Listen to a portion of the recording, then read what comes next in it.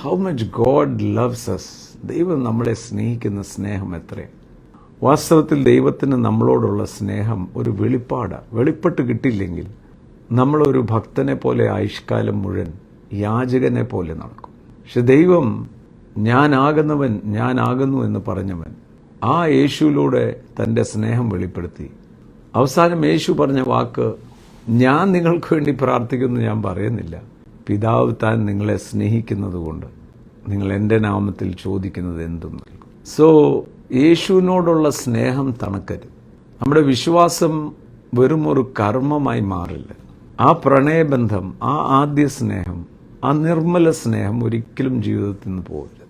യേശുവുമായിട്ടുള്ള പ്രണയ ബന്ധം എന്ന് പറയുന്നത് it is so deep that it gross every day. വാസ്തവത്തിൽ അത് സ്നേഹമല്ല പറയേണ്ടി, ഇറ്റ് ഈസ് ആൻ ഇൻറ്റിമസി. പലപ്പോഴും ഇൻറ്റിമസീനെ റോങ് ആയിട്ട് നമ്മുടെ തലയിൽ വരാറുള്ളത്, ഇൻറ്റിമസി എന്ന് പറയുന്നത് ഒരു അത്രയ്ക്ക് അടുപ്പമുള്ള ബന്ധം എന്നാണ്. പക്ഷെ ഇൻറ്റിമസിയുടെ അർത്ഥം ആശ്രയം. പ്രണയത്തിൽ നിന്നും ഉത്ഭവിക്കുന്ന ഏത് കാര്യത്തിലും ആശ്രയിക്കുന്ന ഒരു മനസ്സ്. Love that turns into trust becomes intimacy.